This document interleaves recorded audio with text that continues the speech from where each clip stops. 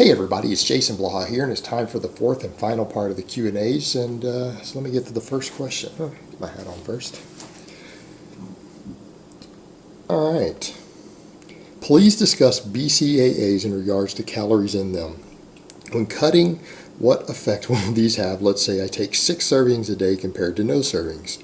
I love taking them, but always feel guilty as I don't know what they're doing to hinder my fat loss. Let's assume the cost of them is not a concern. Thanks, Jason. Man, this almost needs to be its own video. I need to go through and screenshot this and make its own video. Short story, if you're really sitting around worrying about hindering fat loss by taking amino acids that are known to be the strongest signalers of anabolic response in the body, then you probably have an eating disorder. Let's just be honest here. This is as bad as the people who sit around worrying about the 50 calories of broccoli that they eat every day and wonder if they should be tracking the macros and calories in their 50 calories worth of broccoli they eat every day. I can assure you, no one has ever failed to lose fucking body fat by taking branched chain amino acids or by eating a handful of broccoli every day. I can promise you that's the least of your concerns when it comes to losing body fat.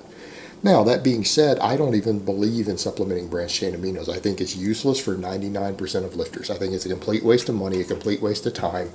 It's just throwing random shit in that you don't need. If you're eating a moderately high protein diet, there's no benefit to you taking extra BCAAs. You're just adding extra protein to your diet. Protein has calories. Branched chain amino acids have calories. Could they contribute, in theory, to slowed fat loss? But who in the hell quits losing fat because of eating 50 calories of extra protein a day? It's not the extra protein you're eating that's causing the problem with stalls and weight loss. It's probably the extra fat you're eating, something else going on in your diet if you're seeing any stalls and weight loss. In fact, 50 calories a day is so insignificant for most people's fat loss that it won't even register a difference on the scale week to week. All right, it just won't. There's something bigger going on if it's a concern. But yeah, people really need to quit freaking out about this little tiny insignificant shit.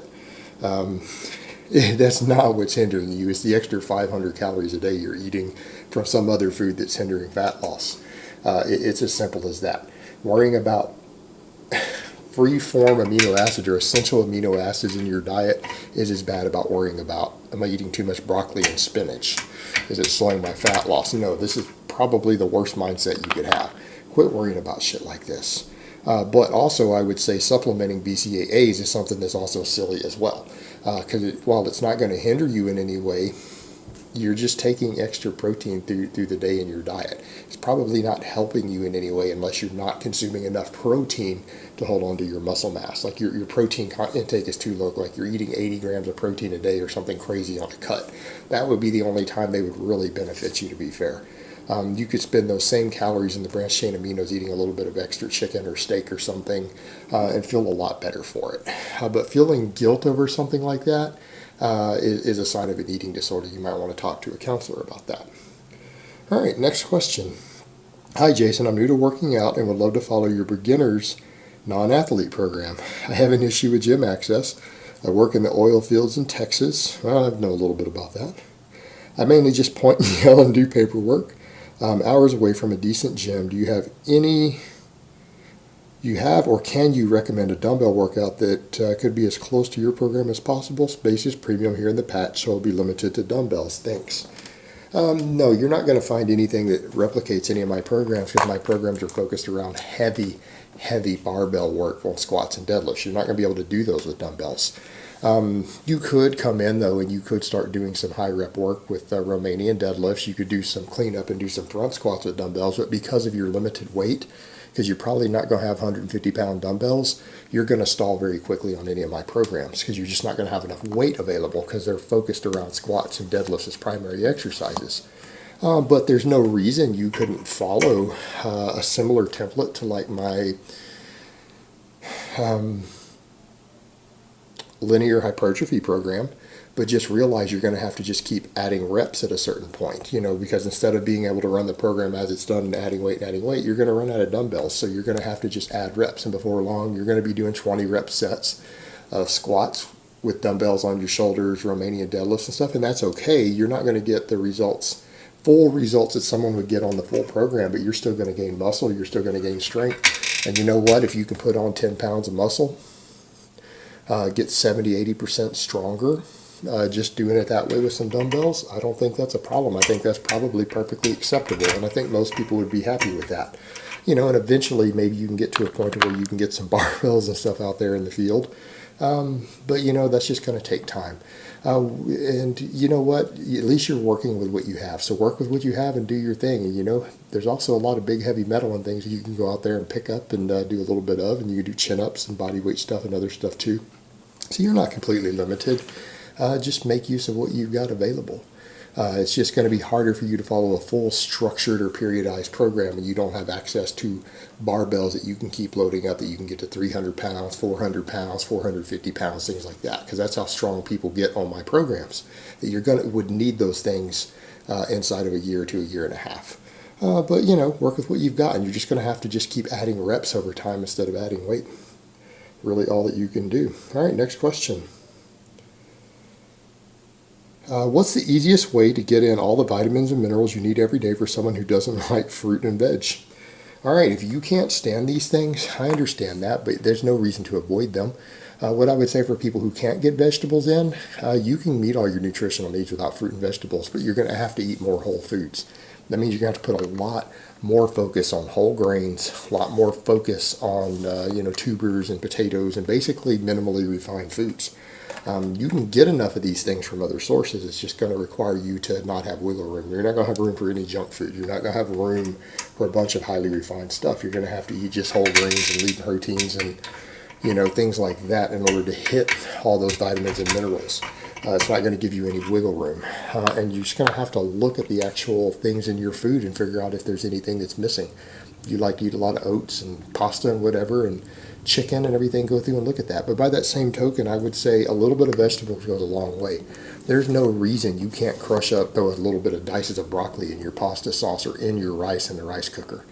I mean, are you really going to notice that? You don't have to sit around snacking on vegetables, piles of vegetables every day to get vegetables into your diet. You can cook them into your sauces. You can cook them into any of your grains. You could mix vegetables into rice and not even notice they're there. As long as they're diced up small enough, you can mix vegetables into your spaghetti sauce.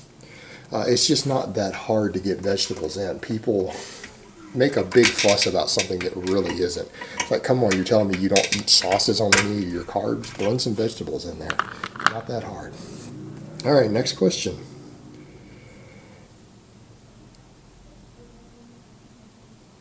Can you get too much vitamins from food alone to the point it can become toxic? Let's say someone has a high lean body mass and is very active on the top of that, but still eats clean foods rich in vitamins and minerals. Let's say his TDEE is 6,000 calories a day compared to someone else's TDEE of 2,500 calories, and both have clean diets. All right, let's deal with some of this. Yeah, it's possible to do so. I mean, normally we would say under normal circumstances, there's no way you're going to get excessive amounts of vitamins or minerals from whole foods. All right, it's not going to happen for people who are eating 3,000 calories. But yeah, if you're literally so athletic that you're burning through 6,000 calories a day, you are probably a very serious athlete. You're not the average Joe. You're not someone with a full-time job. I promise you that.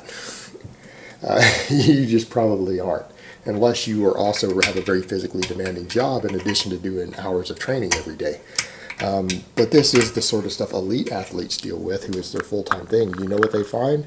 They eat more refined foods because, yeah, you can get imbalances at that point. When you're eating 5,000 or 6,000 calories a day of whole foods, this is where we can start throwing out the window. Oh, we need all whole food diets. Whole food? No, you could probably eat 50% extremely refined foods and be better off. You want to eat tons of white rice, you want to eat white flour, go ahead.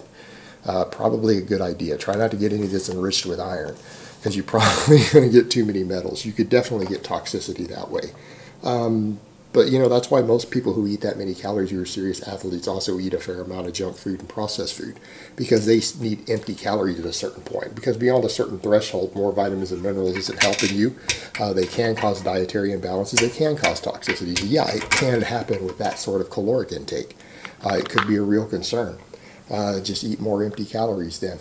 You're the person who would benefit from empty calories without suffering negative health effects from them at that point. When you're that athletic that you're burning through that many calories through all your endurance and conditioning work, you know what? Feel free to eat some pizza every day.